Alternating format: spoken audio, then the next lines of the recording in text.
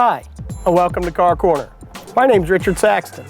I'm the coordinator of the automotive programs here at the Community College of Philadelphia. In today's episode, you're going to see Dan Reed give you the short and long all about short shifters. If you have any questions about our programs here at the Community College, please check us out on the web. Thanks, and have a great day. Hi, I'm Dan Reed with the Community College of Philadelphia's Automotive Technology program. Welcome to Car Corner. Today, we're going to be looking at some of the mechanisms here involved with a manual transmission. And what we're going to be actually be doing is replacing this shifter mechanism with something known as a short shift mechanism. And what that's going to do is that's going to actually reduce the forward and backwards motion of this shifter and really kind of tighten this up. This car has about 120,000 miles, and at this point, the shifter is just really kind of floating around here, and really want to try to tighten this up, and at the same time, give it a little bit more of a sporty feel. And if we just take a ruler right here, and I measure the shifter, I can see that if I put the 3 right about there in the middle, if I go up and back, that's 3 inches up, and then 6 inches to the back. So the total throw in this car is about 6 inches. Now when I'm actually driving, it means I almost like go up and back, and it's a long motion. So a short shifter, I'll show it once we get this out of the car, and I'll compare the stock one to the short one. What that does is that actually is going to shorten the throw quite a bit, and the model I have is going to shorten it by about 25%. So I'm looking to lose probably about an inch front to back. So maybe I'll end up 4 inches total when I'm done, which should feel a lot sportier. So we're going to start here, and we're going to start by taking this shifter out of the car. And a couple things here. I have all my tools ready to go right here on the side seat. And I got a nice little cover here, a blanket for my tools so they don't ruin the seat surface or get it dirty. And I actually have the blanket tucked up in the back here along the back crack of the seat where the seat back meets the seat base. And that way if I put a bolt there, it's not going to roll down and get lost underneath the floor. It's just going to slow me down. So that's all ready to go. The most manual transmissions, the shift knob is held on one of 3 ways. Sometimes there's a collar that's actually pinched, and you have to break that, and then you can manually lift the shift knob off. Other shift knobs are actually like kind of just pressed on, and it's almost like a friction. You just kind of smack them once to install them, and you pull them up to remove them. This shifter, which is pretty typical, it's actually threaded. So we'll start by unthreading this shift knob. And we'll take that off and put that over here on the floor. And now I have the shift boot, and this actual shifter trim console in this car, it looks like, it would be a lot of work to take the center console out with the radio and everything, but fortunately for this particular car, this shifter console base actually just pulls right out. There's no visible screws on this, and sometimes it's helpful to have a pair of nylon pry tools. In one of the past episodes, I think I actually showed using a screwdriver with the end wrapped with tape. I've since actually gotten these, and these work exceptionally well. The soft plastic doesn't mar any of the trim inside the car, and they're pretty strong. You can pry against these and get some good leverage. So we'll pop this shifter base up. That, and then I'll pull this guy up and out like so, and pull the shift boot up and out, and right there the shift boot's out of the car. If you ever have to replace a shift boot or something like that, this particular one is held on with some clips. You pop the clips back and you could replace this leather piece with something else if you wanted, or if the leather was torn or damaged, or maybe even you just wanted to really take this out and clean it because you spilled a drink or something. It comes out pretty easily. So now we see the actual stock shifter in the car, and what the factory's provided with us is this plastic golf ball kind of mechanism here in a rubber cup, and at 120,000 miles, this starts flopping around.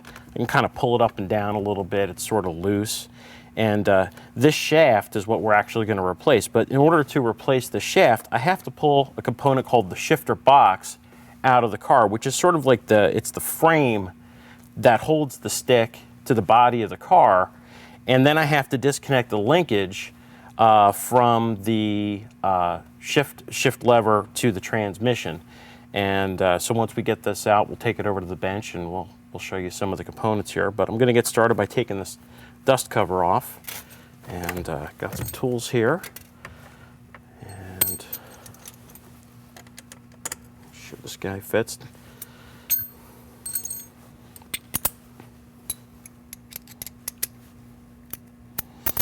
One other important thing is I'm taking my jewelry off, putting it in my pocket. I don't want to drop anything down inside the shifter box because not that it's a one-way street, but obviously if I drop anything down on the inside here, it's going to be really difficult to retrieve it back. It's going to literally fall down to here in between the carpeting, the body of the car.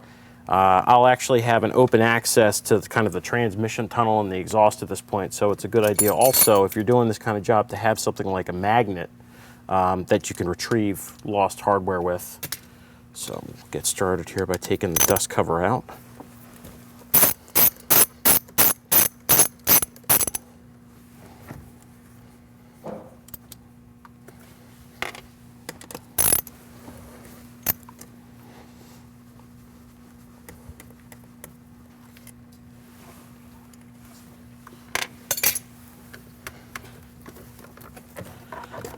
And here comes the dust cover. And this dust cover is just a foam insulator, really. If I were to take the car back out on the street with this hole open right here, I'd hear all kinds of road noise and loud engine sounds, which might be kind of fun if I was turning this into a race car. But the fact is, this is my family's car, so I kind of want this to go back together and still be quiet. Even though I'm the main driver, I want a sportier feel, but I don't want to jar everybody's teeth loose when I drive. So there's our dust shield out of the way. And what I've got to do now is there's 4 bolts on the inside here. I've got to drop down the shifter base and pull this guy out. And you can see in here some of the shift linkage that moves back and forth when I move the shifter fore and aft. And I'm going to have to disconnect this. This slop right here in the shifter is probably also going to go away. We're going to firm this up a lot better. I have some new bushings to be replaced here, so let's give this a shot.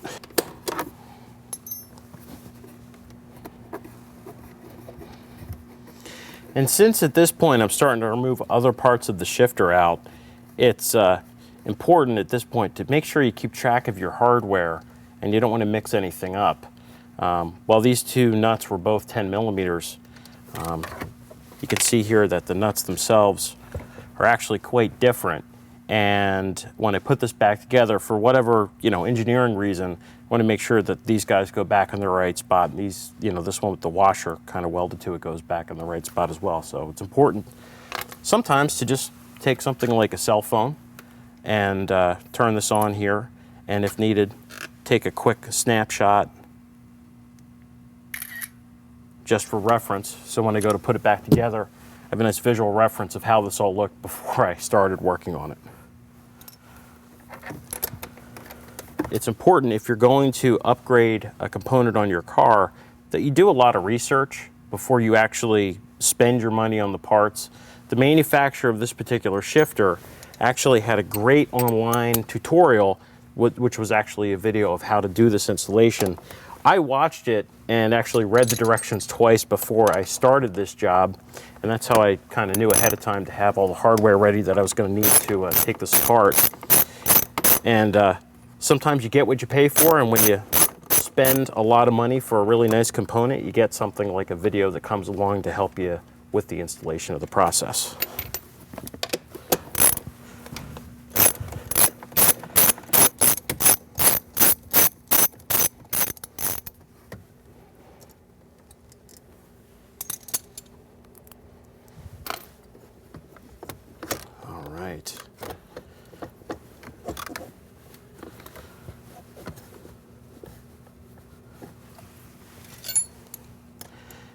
And This top bolt, which I just removed, what actually holds the shifter box in place. You can see that it moves back and forth pretty easily now. But the bolt beneath it is what actually attaches the linkage to the transmission underneath the car. And later, this is going to be a critical adjustment to get this set up right when I put the other shifter back in. So I got the shifter box loose, and I'll just give this a couple little tugs here, move this around, and this should drop down at this point, and it might actually hit the exhaust underneath the car, which is all right. And yeah, that's it hitting the exhaust, and that's fine because I had to drop that whole box down to get to some additional hardware here.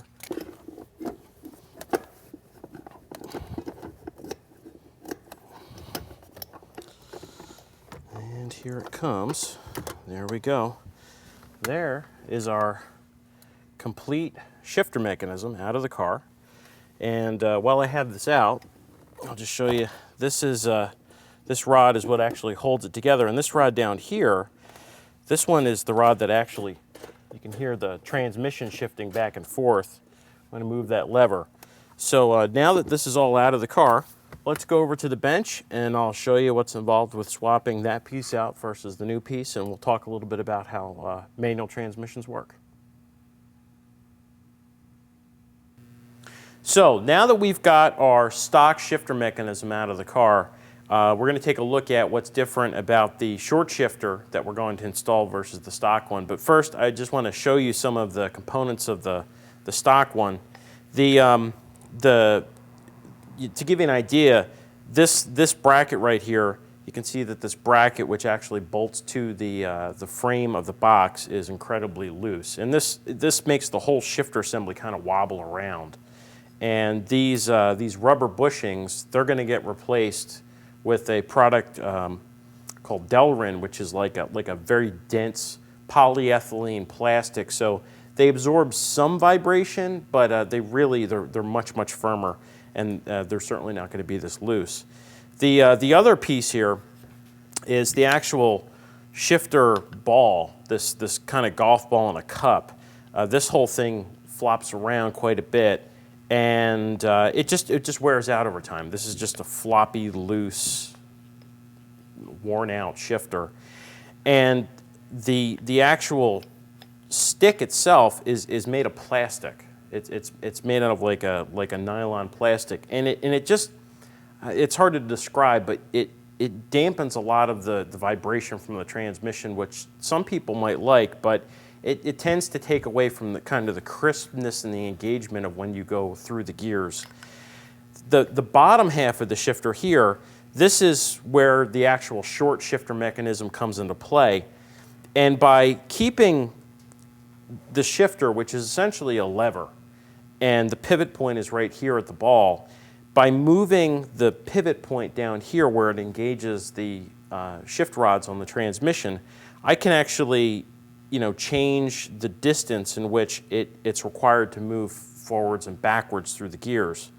And that's really one of the big differences between a stock shifter and a short shifter. What some people do, and this works, is they'll take the existing stock shifter and actually cut it and then retap new threads. And by actually shortening the shifter height, you do in fact decrease the throw, because instead of having a rod that's this tall, you have a rod that's this tall. And you can see that this point moves further out than this point does when I move this back and forth.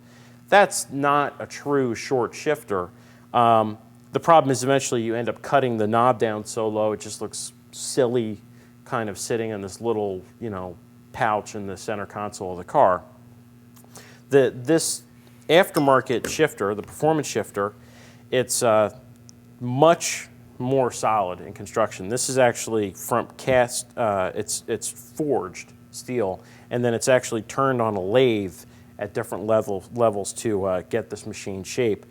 The big difference here is that golf ball component is completely gone. This is what's known as a spherical bearing, and it's almost like it's a precision ball and socket, and there's zero movement back and forth and up and down with this, but it's very easy to move back and forth and that's where a lot of the money in the shifter is.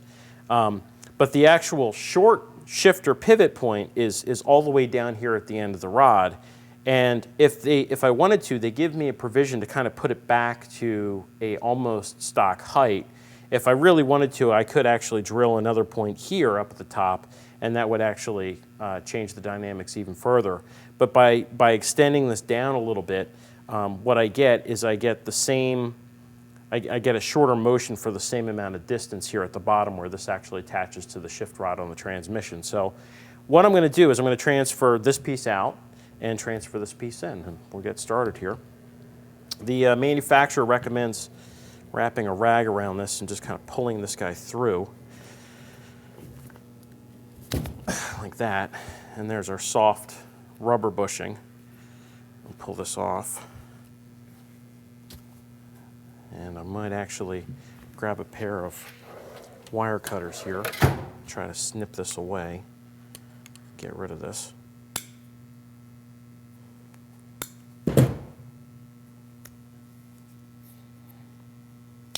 There we go, there's one side. And it's important, you know, when you're doing this kind of operation to not just go hog wild and do both at the same time. You kind of want to do them one at a time. That way you always have a reference to refer back to see how it was installed before you took it apart. So this looks fine the way it is. And the new bushings from the manufacturer, they're actually they're custom made by this company, and they're put together in a little baggie because it's actually each bearing, each bushing is independent of the other bushings, and when they cut it in half, it's like a matched set. So you have to make sure that you don't mix these up. And so we'll position this guy on. And the manufacturer actually gave me a nice little cup of grease here, which they recommend to lube up our support rod. So we'll put a little bit on the inside of each one of these bushings. And if you notice, I am using the grease that the manufacturer gave me. I'm not using something else on my own, and that's because with greases, you have to be careful that you use the recommended lubricant, because some greases react with certain materials like rubber or Delrin in this case, and I want to make sure I don't damage anything. So I'll position this back in, and let's see here, we'll swing this around this way.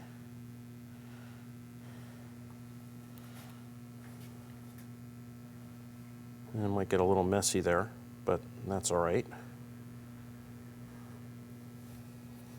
And we'll slide this back in, like so. And you notice now this does not wiggle much at all in comparison to this one, which is very, very loose. It's much, much tighter. And the manufacturer actually gives me a little snap ring, and I have to use snap ring pliers to install it. Let me do that. Let me turn this around here.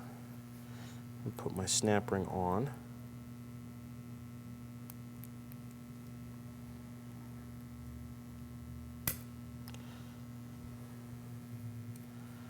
You have to be careful with snap rings. They tend to like to run away from you while you're working.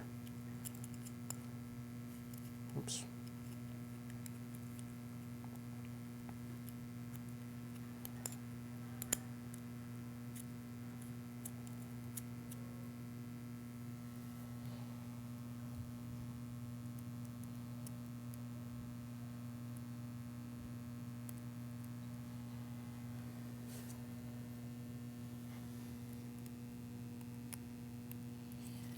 Boy, this guy's tight.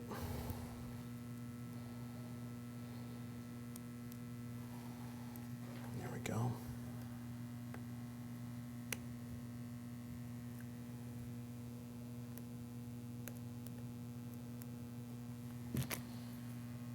Make sure that's fully seated.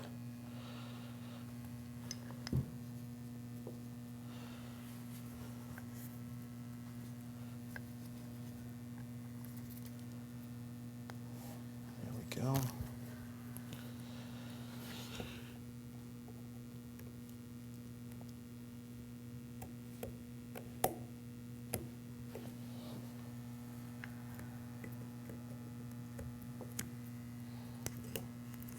There we go. That one's on, so let's move on to the other one.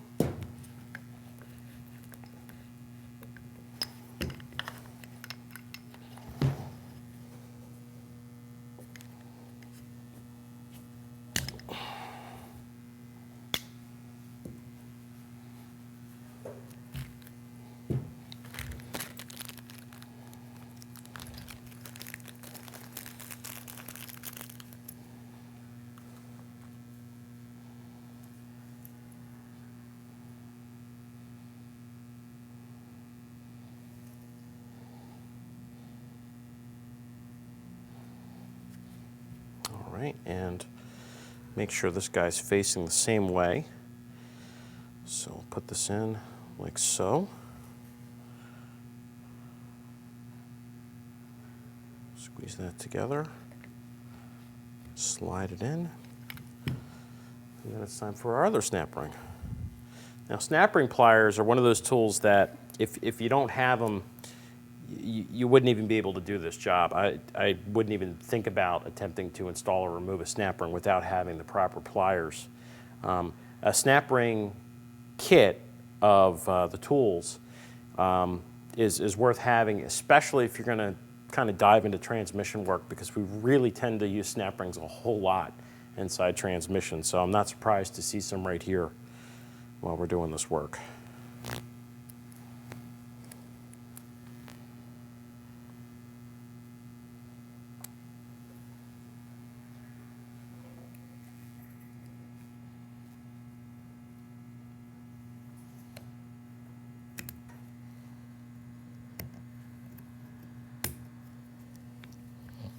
Go. Just make sure that's installed.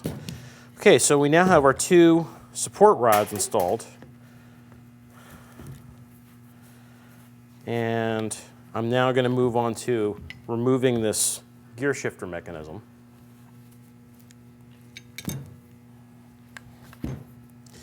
And we have yet again another great big snap ring. So pull this guy out.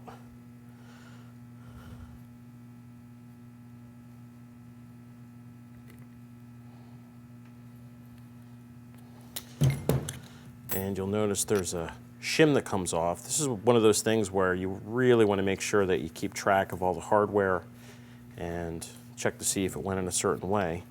And then this guy comes out through the top like that. And then this, well, looks like that isn't going to quite come out through the bottom. So let's see if there's a trick.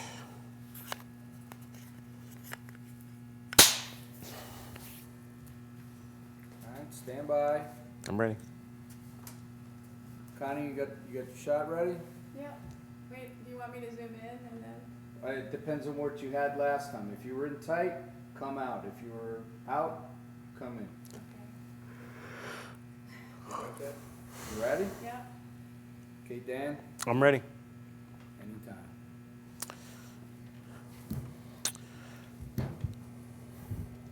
All right, so I was fumbling around with this, right? That's where I was.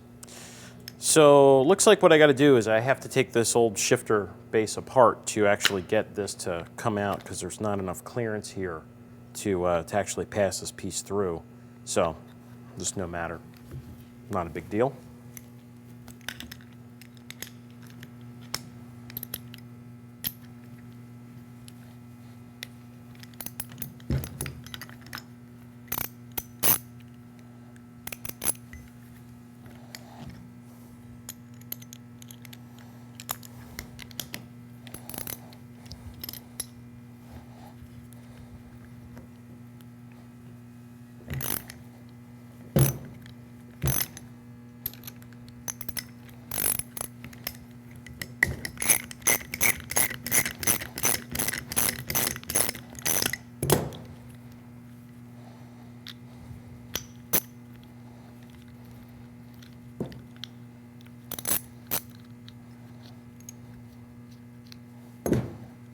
All right, that comes out, and you can see the kind of the wear of the grease. What's interesting is this grease, I don't think was black when it went in here. What you're looking at is actually oxidized aluminum from this bottom part of the shift bracket, and I'd say that's pretty normal, but it just gives you an example. you know, how many times this stick has to move back and forth in the life of the car. It probably winds up being more times than you actually step on the brakes. So this part really gets a lot of abuse and a lot of wear. And there's our old shift rod. Just by feeling the weight between these two components here, it's really dramatic. And now I can really show you the difference of the two, and how, while the actual height of the shifters is exactly the same, the pivot point is much lower on this one, and that's what gives us our advantage. Our actual short shift is by lengthening this rod down here versus this guy. So there'd be no way to actually take this existing stock piece and make it any longer, so it's definitely money well spent. And now we'll put it back in. Just wipe this little cup out here where the base goes. And it looks like I'm probably going to have to disassemble this as well, which is fine. I'll just make sure I don't mix up my parts between my old one and my new one.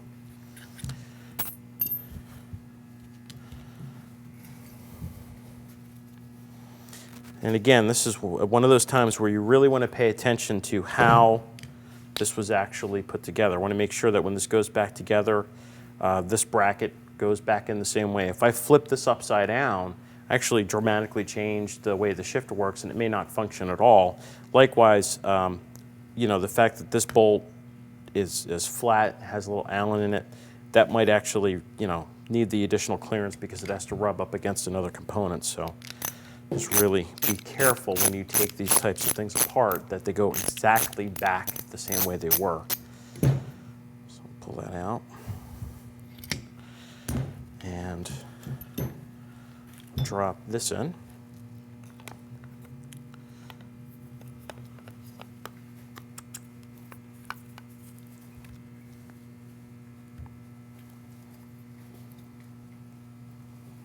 And this really fits nice and snug in the base here. That's fantastic. I can't tell you how nice that feels.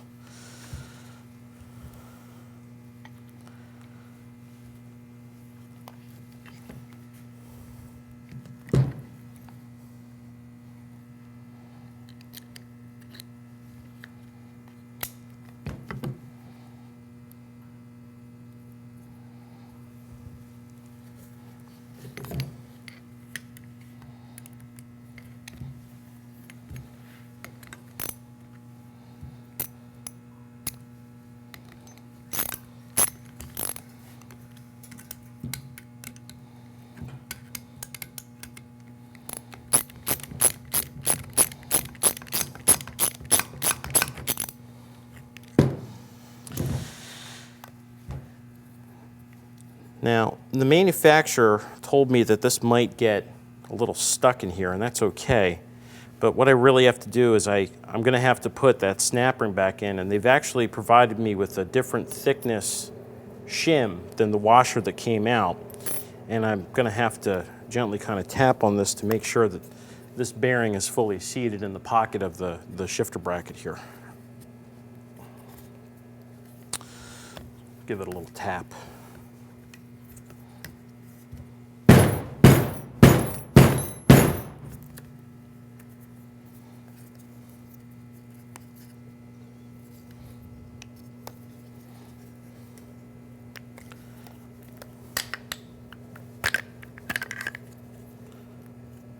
All right, I think I need a bigger hammer. All right, so I've got my bigger hammer, and I'm going to knock this back out and just make sure that everything's clear in here. Make sure I didn't jam anything up when I reinstalled this. And looking around, it looks like we're okay. I think what I might do is add a little dab of grease around the outside here to help this slide in. Maybe that'll give me the advantage I need.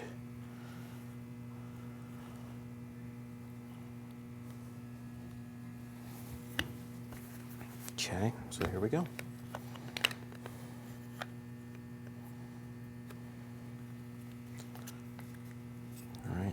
give this a couple whacks this way. See if we get lucky. Yeah, there we go.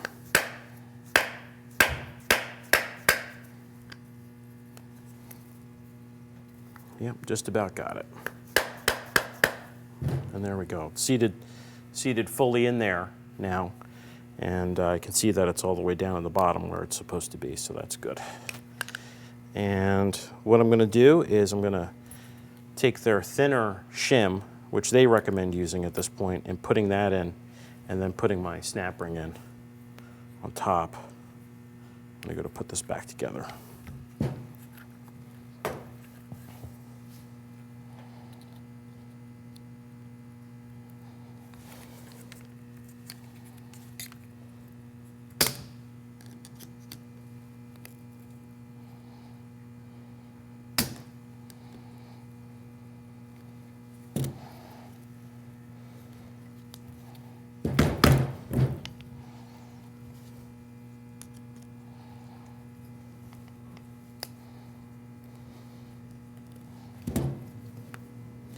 And my snap ring right down there isn't fully seated, so it turns out I actually don't need a shim. And that's okay, because the manufacturer said that that may be the case for later model cars like mine. So I'm going to pop the snap ring back out and then put it right back in and pull that shim out, and we're ready to go.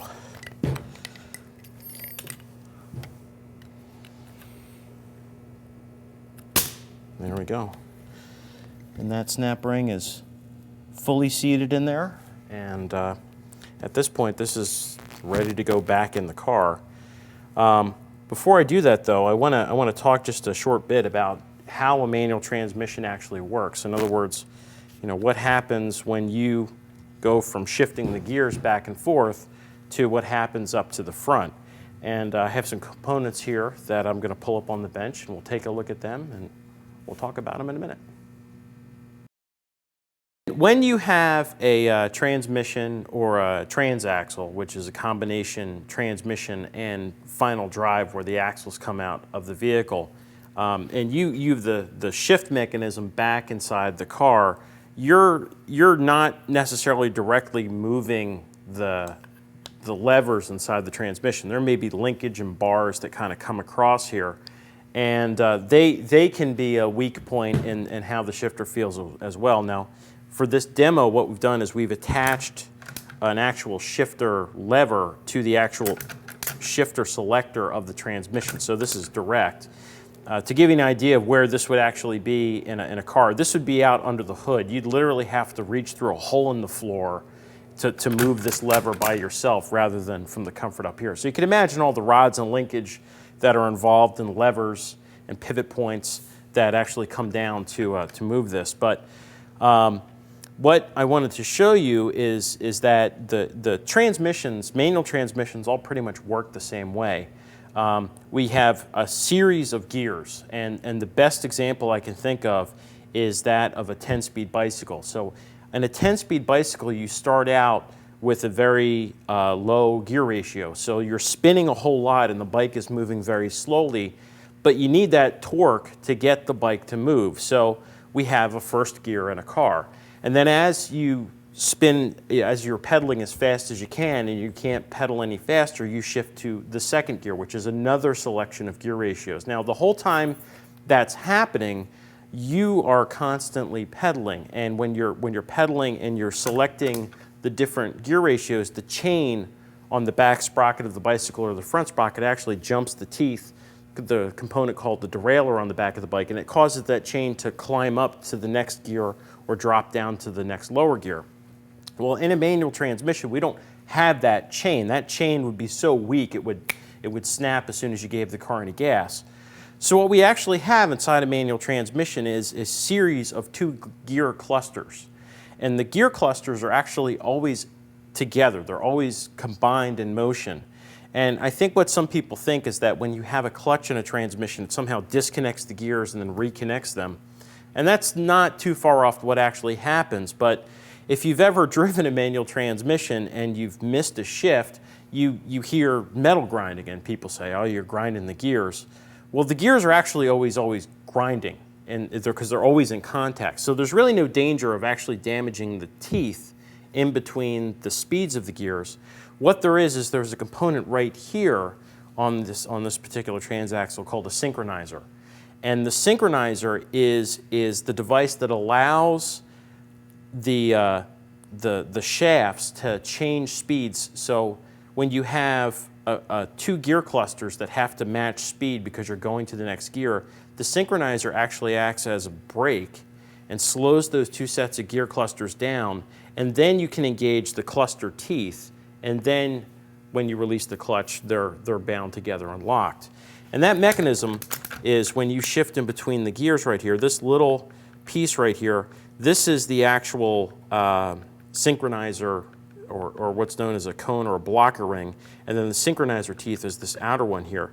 So as this transmission is running down the road and we shift, you'll notice that for a split second when the transmission's in neutral, I can actually spin the synchronizer independently of the gears and the transaxle. And then when we shift, there's a collar that slides over and actually allows those teeth to line up. So a lot of times in a transmission, when you shift the gears, you kind of feel like there's sort of like a bump before you go to the next gear. What you're actually feeling is the synchronizer teeth lining up and then you going into the next gear. Now, that's how each individual gear works. I'm going to put this out of the way for a second here so I can show you a better view. And this is just a gear cluster on its own. This gear cluster right here, this is the synchronizer sleeve. There's a component called a shift fork, and that shift fork is attached to all the linkage. So when you shift between the gears, you actually slide the synchronizer back and forth in between the two gears. And these two gears, they can roll independently of one another. And so when you go to this gear, this would be spinning, you push over, and just for a split second, this blocker ring actually stops this guy from spinning, and it gives it a chance to line the teeth up, and then it snaps right into gear. So when you miss a shift, or when you hear that gear grinding, what you're actually hearing is not the actual gears grinding. You actually hear this incomplete mesh occurring. You kind of, well, it's a little hard to do without the power of a car, but you're actually hearing these little brass synchronizer teeth getting beat up. And let's see here if I can get this to do it. That's the sound you get right there when you're not fully in gear. This hub hasn't shifted all the way over, and at that point you could damage some of the synchronizer teeth if you do that enough. So that's just so you know, when you hear that sound, it's not great, but you're not causing, immediate destruction to the transmission. Those teeth are meant to be kind of banged around a little bit. And it's important to use the proper type of lubrication inside the manual transmission or transaxle, because the material that some of the synchronizer teeth are made of, this particular one here, this synchronizer hub is made of brass. And some types of oils will actually attack brass and cause it to break down, in which case you cause damage to these little synchronizers and blocker rings. So always check the manufacturer's recommendations of what type of fluid and what rated fluid should go in the transmission or transaxle before you fill it up with fluid. Okay, so the next piece I want to talk about briefly is the clutch, and what a clutch and a pressure plate and a flywheel are. So let me get them over here on the bench. So any important part of the manual transmission transaxle discussion wouldn't be complete without talking briefly about the clutch. Now, I don't think we're going to have time to do a clutch in an hour on this show, but I wanted to talk about what it is and how it works. With the clutch, what the clutch does is the clutch is the device which actually decouples the power from the engine to the input of the transmission. So when you step on the clutch, when you step on the clutch pedal in the car, what you're actually doing is you're pulling the clutch plate away from the engine. So the engine is always turning And when you release your foot off the clutch stamps back down. It's actually a spring-loaded plate called a pressure plate that does that. And I have that shown here on this little model. This end right here, this is the input shaft from the engine, and this would be the output shaft of the transmission. So this would go out to the drive wheels of the vehicle. And when I step on the clutch pedal right here, the clutch itself actually causes the motion to stop being sent through the transmission. So the engine is still running. And then when I release the clutch, the springs on the pressure plate here, right there, those are the springs, they released out, the fingers drop back down, and they push back on our clutch material. And that actually allows the clamping force to transmit the power from the engine through the transmission. Now, when people learn how to drive a stick shift, there's always the danger of burning out the clutch. And the reason why it can be expensive to replace a clutch is because the only way to get to this is to remove the transmission from the vehicle. So this is not generally a short service procedure for most cars. This can be a long, arduous, expensive event. The other thing is that the clutch materials themselves are quite large, and they're fairly complex, and they're also expensive. So if we take a look at the various components here, this back piece, this is called the pressure plate. And the pressure plate is a spring-loaded plate, and I do not have the human force to push these springs down. But these fingers, when we apply pressure from the clutch pedal and we push on the back, it actually causes these springs to pull this plate back towards myself. And when we do that, what that allows is my clutch disc right here to spin freely in between this piece, which is the flywheel, which is attached to the engine, and the flex plate. So the clutch, while the car is in neutral with your foot on the clutch, this clutch disc may actually be spinning a little bit, and then when you take your foot off the clutch, that pressure plate clamps down and actually pushes the clutch and connects it to the flywheel and then to the input shaft of the transmission. So when you burn out a clutch in a car, this material is very similar to the material that a brake pad is made out of. There's different styles for different applications. You can have things that look like hockey pucks for racing. They're called a puck clutch. But when you wear this material down, what happens is you have no way to actually clamp the pressure plate to the flywheel anymore, and then you don't get that motion transfer through here. In this particular car, when I got it, one of the things I had to change was the clutch. And the reason why I had to change the clutch was because I had upgraded some software in the engine.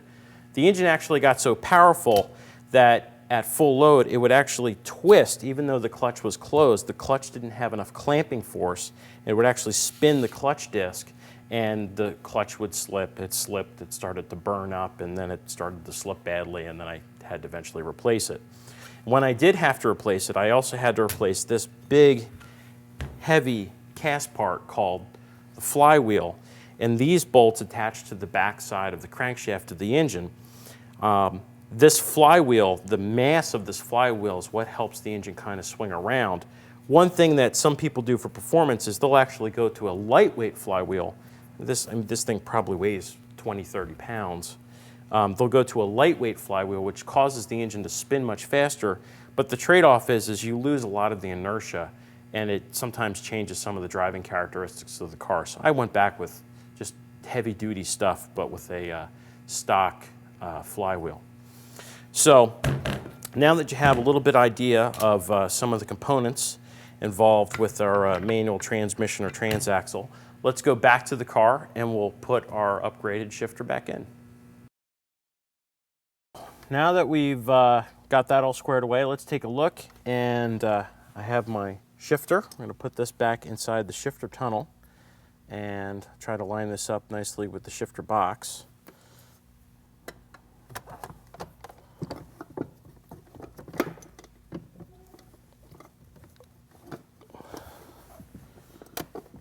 And get that down there.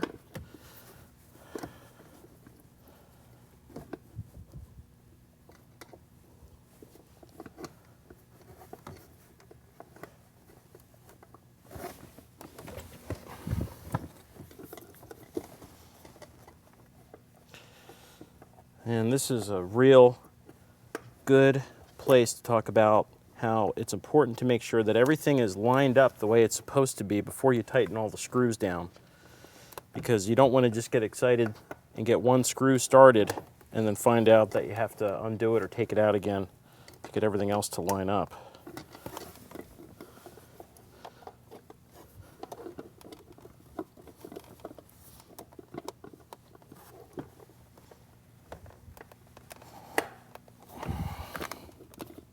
There we go. So we'll start with these guys at the back.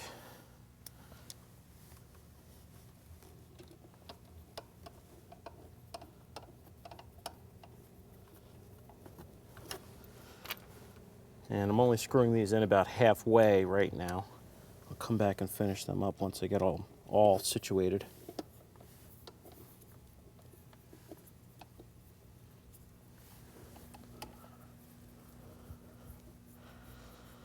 All right, so that's two. These other guys were really tight up and in here.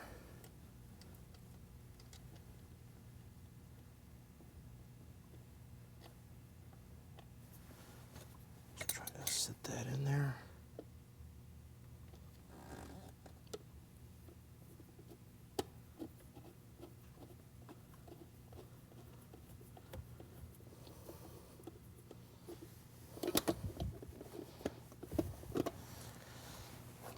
And four.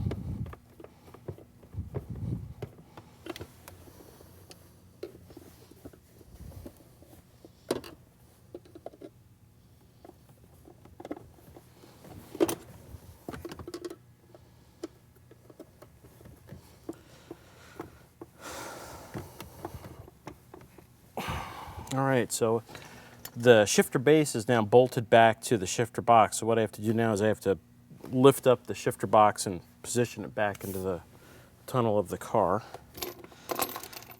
Make sure I have the right bolts. Pull that back up. And again, just get these hands started, not tightened down yet.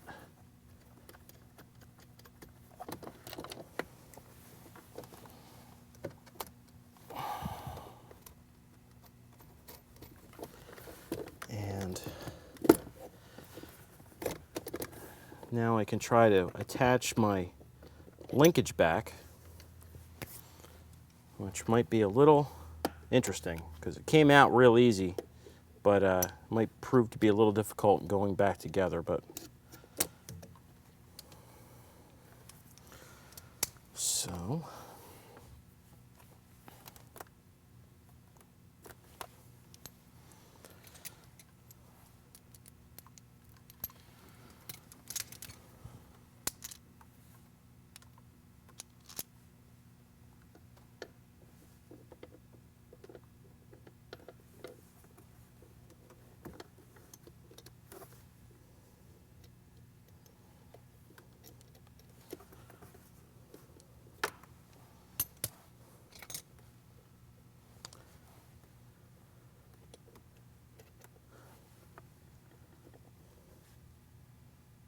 just stay right there. And get my extension.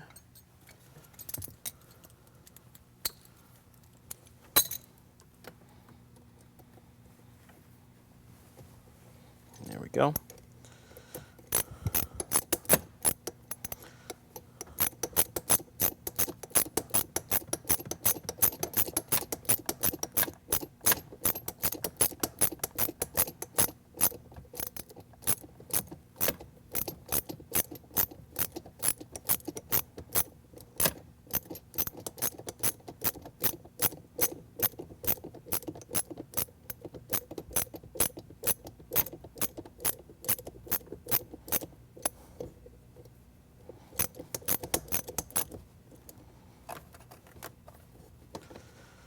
All right, I'm going to leave that a little loose for now.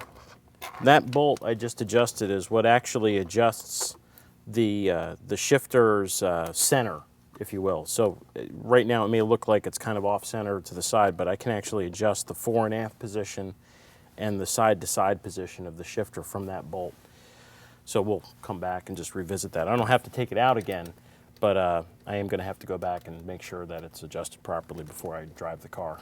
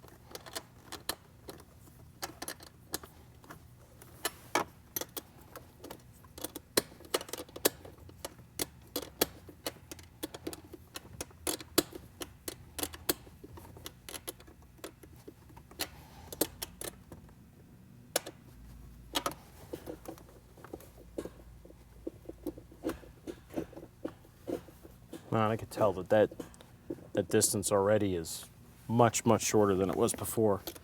And the shifter itself feels a lot more solid, and it's not even bolted in all the way yet. So I know this was the right choice.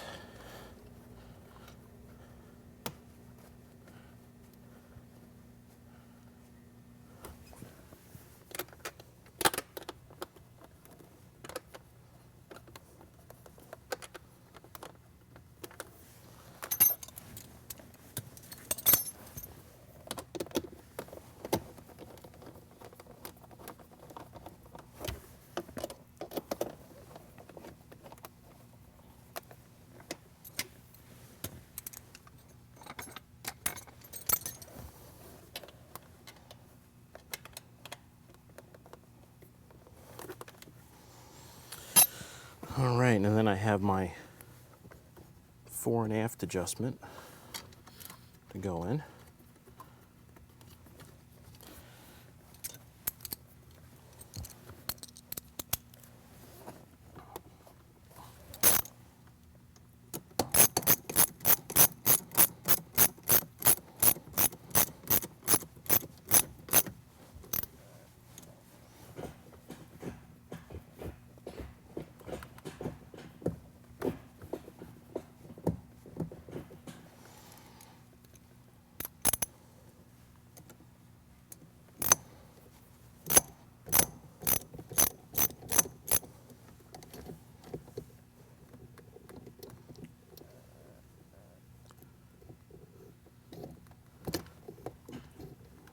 Make sure that it's in neutral, and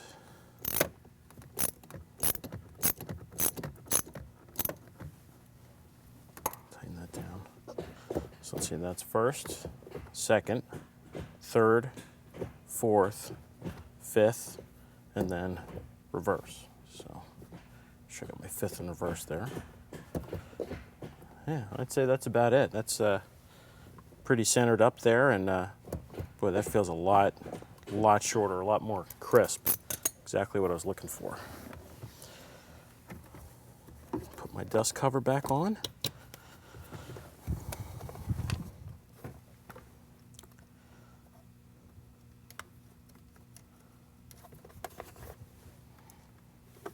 tighten that down. And the last thing is for the shift boot to go back on.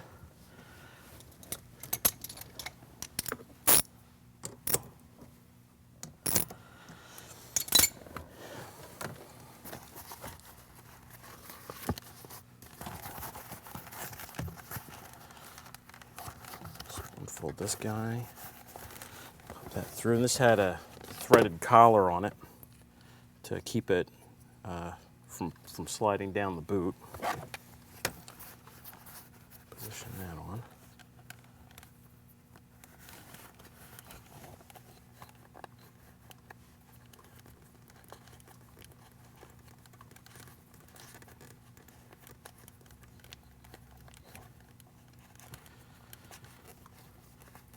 All right, and slide this back on.